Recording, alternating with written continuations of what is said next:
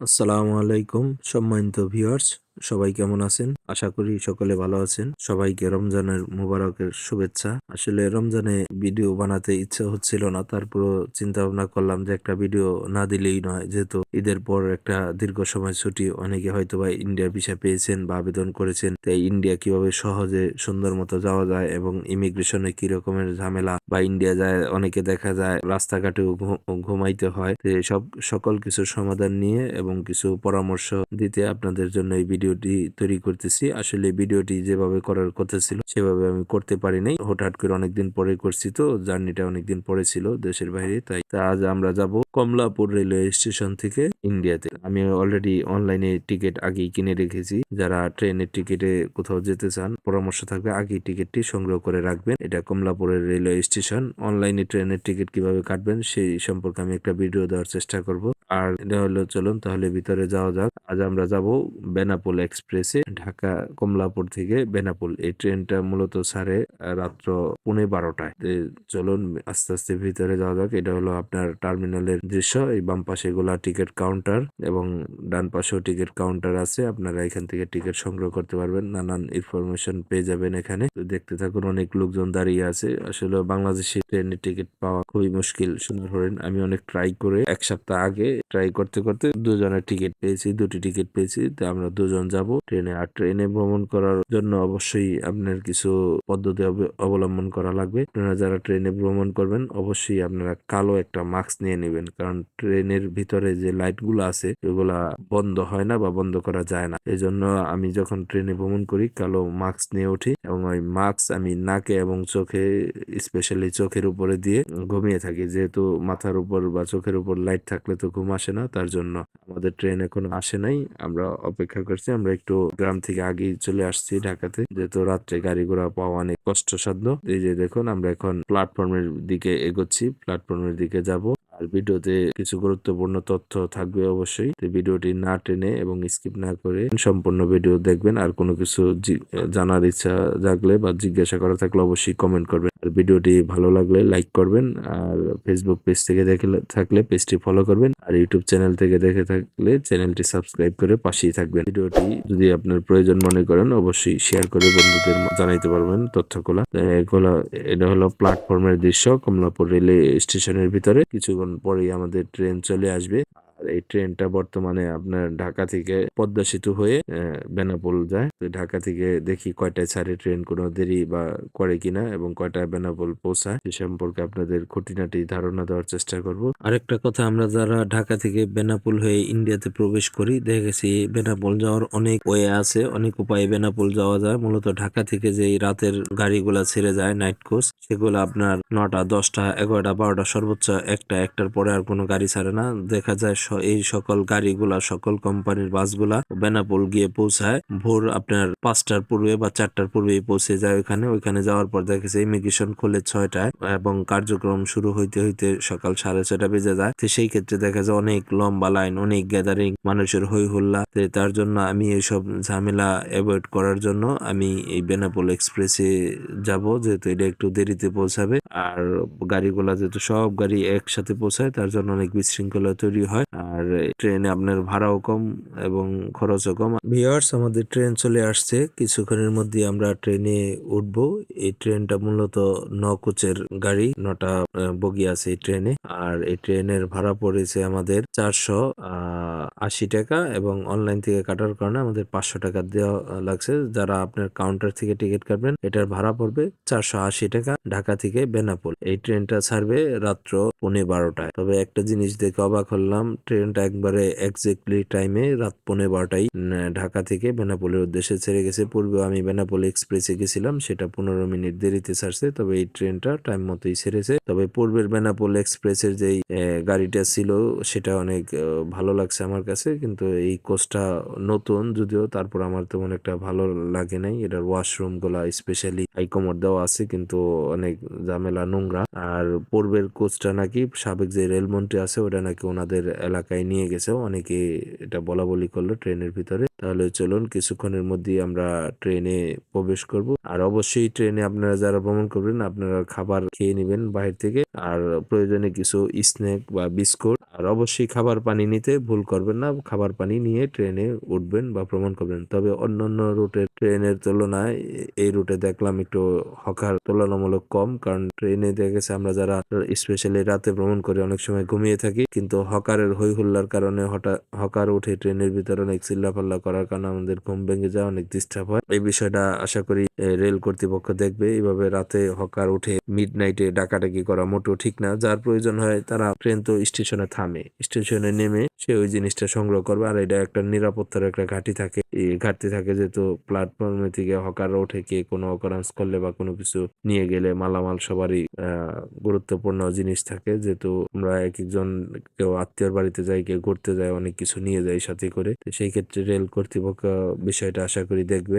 রাতে আমি মনে করি না যে ট্রেনে এরকম হকার ওঠার প্রয়োজন আছে। আর এটা ট্রেনের দৃশ্য, সম্পূর্ণ ট্রেনটা আপনাদের দেখানোর চেষ্টা করতেছি, তো দেখতে থাকুন। ট্রেনটা মোটামুটি নটা বগি আছে ট্রেনের ভিতর। আর কিছুক্ষণ পূর্বেই আমি যে প্ল্যাটফর্মে প্রবেশের যে দৃশ্য দেখালাম, সেখান থেকে প্ল্যাটফর্মে আপনারা প্রবেশ করে ডান দিকে আসবেন, ডান দিকে আবারও আসবেন। আসার পর এই ট্রেনটা আসলে এই প্ল্যাটফর্মটা একটু আপনার অন্যদিকে একটু চিপা গলির মতো, আসলে এটা দেখা যায় না মূল প্ল্যাটফর্ম থেকে। তো সুতরাং আপনারা আগেই অ্যালার্ট থাকবেন, যেহেতু ট্রেন সময় মতো ছেড়ে যায়, যাতে আপনার ট্রেন মিস না হয়। আপনারা আগেই প্ল্যাটফর্মটা খুঁজে নেবেন, যেহেতু এটা পদ্মা সেতু হয়ে যায় যাত্রাবাড়ি নারায়ণগঞ্জ হয়ে, তার জন্য এটা হয়তো একটা ভিন্ন প্ল্যাটফর্মে দাঁড়া। তো আগেই আপনারা প্ল্যাটফর্মটা খুঁজে নেওয়ার চেষ্টা করবেন, নয়তোবা আপনি ট্রেন মিস করার একটা সম্ভাবনা থাকে। সুতরাং আপনারা কেয়ারফুল থাকবেন। ট্রেনে ওঠার পূর্বে অবশ্যই আপনারা পানি নিতে ভুলবেন না। 2 লিটার একটা পানির বোতল কিনে উঠবেন, কারণ বাইরে থেকে খাবার দিয়ে খেয়ে নিলে এবং উঠলে আপনার খরচটা কম হবে। অবশ্যই আমি আপনাদের দেখানোর চেষ্টা করবো কিভাবে আপনারা কম খরচে আরামদায়ক ভাবে যাত্রা করতে পারেন সেই বিষয়ে। তাহলে চলুন ট্রেনের ভিতরে প্রবেশ করা যাক, দেখি ট্রেনের ভিতরের দৃশ্যগুলো আপনাদের দেখাই। এবং আমার সাথে সহযাত্রী আমার এক ছোট ভাই বিশ্বজিৎ, আজ আমরা দুজন যাব ট্রেনের ভিতর। ট্রেনের সিট গুলো মোটামুটি ভালোই আরামদায়ক, তবে সিট কভার থাকলে আরো একটু ভালো হতো। তা আমাদের ট্রেন বেনাপোলে এসে পৌঁছায় সকাল 7:30টার দিকে। বেনাপোল আসার পর আপনারা 2টা গেট আছে এখান থেকে বের হবার। একটা গেট হইলো আপনার ট্রেনটা থামে ইঞ্জিনের কাছাকাছি একটা গেট থাকে, সেটাতে আপনারা বের হবেন না। আপনার ট্রেনটা যে পজিশনে দাঁড়ায় মাঝ পজিশনে একটা গেট আছে, সেটাই মূলত বেনাপোল স্টেশনের গেট। বের হয়ে আপনারা অটো পেয়ে যাবেন, তবে বের হয়ে আপনারা অটো নিবেন না। বের হয়ে অটো নিলে হবে কি আপনাদের 20 টাকা করে যাবে। তা আপনারা 2-4-5 কদম সামনে গেলেই দেখবেন 10 টাকা করে চায়। আমার কথা হলো এই 10 টাকার বার আমরা 20 টাকা দিয়ে কেন যাবো? সুতরাং এই জিনিসটা সবাই অ্যালার্ট থাকবেন। আপনারা বের হয়ে একটু 5-10 কদম সামনে থেকে অটোটা নিবেন, তাহলে 10 টাকা নিবে। একবার আপনাদের কাস্টম ইমিগ্রেশনের অফিসের সামনে এসে নিয়ে দিবে। ইমিগ্রেশনে আসার পর ভিউয়ার্স, যেই বিষয়টা আপনারা মাথায় রাখবেন, অবশ্যই দালাল থেকে এবং থার্ড পার্টি থেকে সাবধানে থাকবেন। আর ইমিগ্রেশনে প্রবেশের পর আপনার ডান দিকে এই বিল্ডিং এর নিচে ডান দিকে পেয়ে যাবেন আপনার ভ্রমণ ট্যাক্স দেওয়ার অফিস এবং পোর্ট ফি। তা আপনারা যদি অনলাইনে ভ্রমণ ট্যাক্স বা পোর্ট ফি না দিয়ে থাকেন, তো এখানে এসে প্রথমে কাজ হলো আপনার ভ্রমণ ট্যাক্সটি পরিশোধ করবেন 1000 টাকা এবং পোর্ট ফি 55 টাকা। আর এই জিনিসটা আপনারা অনলাইনে দিয়ে আসলে আমি ভালো মনে করি, কারণ তাহলে আপনারা আর এখানে এসে লাইন ধরতে হবে না। তো সুতরাং আপনারা ভিতরে প্রবেশের সরাসরি লাইনে অ্যাড হতে পারবেন বা দাঁড়াতে পারবেন। তো এটা চেষ্টা করবেন সকালে পোর্ট ফি এবং ভ্রমণ ট্যাক্স অনলাইনে পরিশোধ করে আসার জন্য। এবং এই দুইটা দেওয়া হয়ে গেলে আপনারা ভিতরে প্রবেশ করবেন ইমিগ্রেশনে। তবে আরেকটা গুরুত্বপূর্ণ তথ্য বলে রাখি, আমার সাথে এক আঙ্কেল এক আন্টির পরিচয় বা দেখা হয়েছে ইমিগ্রেশন অফিসে। আন্টিকে এন্ট্রি সিল দিছে ইন্ডিয়া যাওয়ার জন্য, আঙ্কেলকে দেয় নাই। এই কারণে দেওয়া হয় নাই তাকে, তারা যখন দুজনেই ভিসার আবেদন করেছিল, আন্টি ভিসা পাইছে, দুর্ভাগ্যক্রমে আঙ্কেল ভিসা পায় নাই। তো ওনারা না চেক করেই আপনার বেনাপোল চলে আসছে ইমিগ্রেশন অফিসে। তো ইমিগ্রেশন অফিস যখন দেখছে যে ওনার পাসপোর্টে তো ভিসাই নেই, তো সেই ক্ষেত্রে ওনাকে ফেরত দিয়ে দিছে। তো এই জিনিসটা সকলেই খেয়াল রাখবেন বেনাপোল আসার পূর্বে, যে আপনারা ভিসা আবেদনটি করেছেন, পাসপোর্টটা যখন ডেলিভারি নিলেন, আপনার ভিসাটা হয়েছে কিনা বা কতদিনে ভিসা দিল, কি ভিসা দিল, এগুলা একটু খেয়াল করবেন। আপনারা চেক করে তারপরে আসবেন, এই ভুলটা কেউ করবেন না। আরেকটি গুরুত্বপূর্ণ বিষয় ভিউয়ার্স, আপনারা যে যা করেন তার পেশার প্রমাণপত্রটা সাথে রাখবেন। যদি কেউ জব করেন অবশ্যই আপনি এনওসি নিয়ে আসবেন, আর যদি কেউ বিজনেস হয়ে থাকেন তার ট্রেড লাইসেন্সের কপিটা সাথে রাখবেন। এটা ইমিগ্রেশন অফিসার দেখতে চায়, এটা না দেখাতে পারলে কিন্তু আপনাদের অনেক ঝামেলা পোহাতে হবে। সুতরাং পেশার প্রমাণপত্রটা সাথে রাখবেন। আর যদি আরো সম্ভব হয় ডলার এন্ডোজ করে নিয়ে আসবেন, সেটাও দেখতে চায়। অনেক সময় ডলার এন্ডোজটা না থাকলে একটু ঝামেলা পোহাতে হতে পারে আপনার। আর ইমিগ্রেশন হয়ে গেলে বাংলাদেশের সাইটে অবশ্যই আপনি ডিপাচার সিলটা দেখে নেবেন যে ঠিক আছে কিনা, যে তারিখ এবং সিলটা ঠিক মতো পড়ছে কিনা, এটা অবশ্যই চেক করবেন। কারণ অনেক সময় অনেকের ভুল হয়ে যায়, সিল দেওয়া হয় না বা ভুল ডেট পড়ে। তো সুতরাং এই জিনিসটাও অ্যালার্ট থাকবেন। বাংলাদেশ থেকে বের হওয়ার পূর্বে এই জিনিসটা চেক করবেন যে আপনার সিলটা ঠিক মতো পড়েছে কিনা পাসপোর্টে। তারপর ভিউয়ার্স আপনারা বের হবেন ইমিগ্রেশন অফিস থেকে। তারপর এই যে নোম্যান্স ল্যান্ডে যাওয়ার জন্য এখানে একটা লাইন পড়বে, এই লাইনে সবাই দাঁড়াবেন। তবে এখানে অনেক ধাক্কাধাক্কি হয়, দয়া করে একটু ধাক্কাধাক্কি করবেন না। এবং এই লাইন থেকে বের হলে আপনাদের একটা ইন্ডিয়ান একটা ভ্রমণের জন্য অ্যারাইভাল একটা ফর্ম দিবে। এই ফর্মটা আপনারা পূরণ করবেন আপনার পাসপোর্ট অনুযায়ী, এবং আপনারা ইন্ডিয়া ভ্রমণের পূর্বে একটা হোটেলের নাম, অ্যাড্রেস, ফোন নাম্বার নিয়ে নেবেন। সেটা ওই ফর্মে আপনারা লিখে দিবেন নির্ভুলভাবে। আর যদি কেউ না বুঝেন তাহলে অবশ্যই কাউকে জিজ্ঞেস করবেন, অনেকেই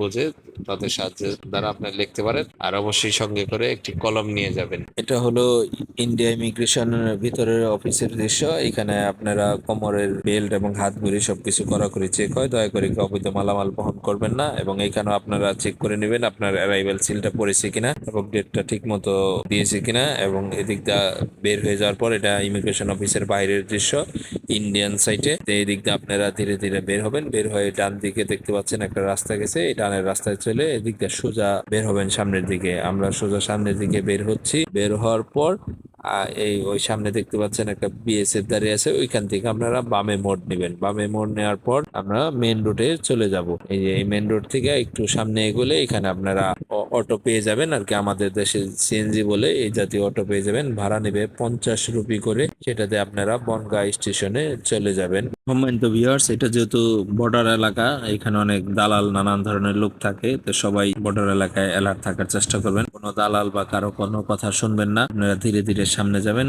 এই রুটের নাম মূলত যশোর রুট। আমরা সামনে এগোবো। আর যারা বাংলা টাকা নিয়ে যাবেন অল্প স্বল্প, এখানে মানি চেঞ্জার পেয়ে যাবেন। মানি চেঞ্জার থেকে আপনারা ভাঙাবেন। নিউ মার্কেট থেকে, কলকাতা থেকে এখানে রেটটা একটু বেশি পাবেন। এই যে অটোগুলা দেখতে পাচ্ছেন, অটোতে আমরা উঠে পড়লাম। ভাড়া নিল 50 রুপি। এই যে আমরা যাচ্ছি এখন বনগাঁ রেল স্টেশনের দিক। এটা রাস্তার দৃশ্য। এই রাস্তার নাম মূলত যশোর রুট। আমরা অনেক সময় অনেক প্রতিবেদন দেখি, অনেক বড় বড় গাছ, অনেক প্রাচীনতম গাছ দেখতে পাবেন এই রুটে। আমরা ধীরে ধীরে যাচ্ছি। এটা হলো আমাদের অটো ড্রাইভার। আপনারা এই অটোতে উঠে বনগাঁ স্টেশনে আসবেন। এটা হলো বনগাঁ স্টেশনের বাহিরের দৃশ্য। 50 রুপি ভাড়া নিবে। আপনারা টাকাটা বর্ডার থেকেই ভাঙিয়ে নেবেন। বনগাঁ জংশনের ভিতরে আমরা ঢুকবো এখন। যে ঢোকার পূর্বে আপনাদের বাহিরের কিছু দৃশ্য দেখাচ্ছি। এই যে একটা ভাস্কর্য দেখা যাচ্ছে এখানে। বনগাঁ স্টেশনে যাওয়ার পর আপনারা টিকিট কাউন্টারও পেয়ে যাবেন এবং মেশিনও পেয়ে যাবেন। দুটো জায়গা থেকে আপনারা টিকিট কাটতে পারেন। বনগাঁ থেকে শিয়ালদা, বনগাঁ থেকে শিয়ালদার ভাড়া নিবে 20 রুপি। তবে আমার পরামর্শ হলো আপনারা বনগাঁ থেকে শিয়ালদার টিকিট না কেটে আপনারা কাটবেন বনগাঁ থেকে দমদম। দমদম ভাড়া নিবে 15 রুপি। পাতাল রেলে যেতে পারবেন নিউ মার্কেট, সেইটার ভাড়া পড়বে আপনার 15 রুপি। এবং স্টেশনের নাম হলো স্প্লেনেট। স্প্লেনেট থেকে আপনারা নিউ মার্কেট যেতে পারেন 5-10 মিনিটের হাঁটার রাস্তা। কারণ এটা আপনার অত্যন্ত সহজ হবে এবং দ্রুত আপনারা পৌঁছতে পারবেন। আর শিয়ালদা থেকে আবার পুনরায় বাস ধরতে হবে, 10 রুপি নিবে, কিন্তু বাস অনেক গ্যাদারিং। আর এদিকে অনেকে, আমরা যেহেতু বাঙালি, অনেক সময় পাতাল রেলে কেউ চড়েন না এমন লোক আছে, সেই ক্ষেত্রে আপনারা পাতাল রেলটা ব্যবহার করতে পারবেন। পাতাল রেলে ব্যবহার করে আপনার নিউ মার্কেটে পৌঁছে যাবেন। সেই সাথে আপনাদের পাতাল রেল ভ্রমণও হয়ে যাবে। এটা বনগাঁ প্ল্যাটফর্মের দৃশ্য। আপনারা এই ওভারব্রিজ দিয়ে উঠে এই মাঝখানে সিঁড়িতে নেমে শিয়ালদাগামী ট্রেনে চড়বেন, নয়তোবা কাউকে জিজ্ঞেসও করতে পারেন। এটা নিউ মার্কেট এলাকার দৃশ্য। মূলত বাংলাদেশিরা এসে এখানেই থাকে। এখানে অনেক হালাল খাবার পেয়ে যাবেন। আর ভিউয়ার্স, এখান থেকে আপনারা ঢাকাগামী ডাইরেক্ট বাসও পেয়ে যাবেন। আমার পরামর্শ, যারা বিজির সময় এবং কোনো অকেশনে আসেন এখানে ঘুরতে, যে উৎসবে বা আপনার ঈদের ছুটি, তো অবশ্যই আপনারা চাইবেন যে একটা রুম বুকিং করে আসতে, নয়তোবা আপনাদের রাস্তাঘাটে ঘুমাতে হবে। আর এখানে যদি এসে পড়েন তাহলে চাবেন যে আগে তাড়াতাড়ি অতি দ্রুত একটা রুম নিয়ে নিতে। আর রুমগুলো অবশ্যই দামাদামি করে নিবেন। আজকের ভিডিওটা এই পর্যন্তই। ভিডিওটি ভালো লাগলে লাইক করবেন, আর কিছু জানার থাকলে অবশ্যই কমেন্ট করবেন। সবাই ভালো থাকেন, সুস্থ থাকেন। অগ্রিম ঈদ মুবারক। সবাই আমার চ্যানেলটি সাবস্ক্রাইব করবেন।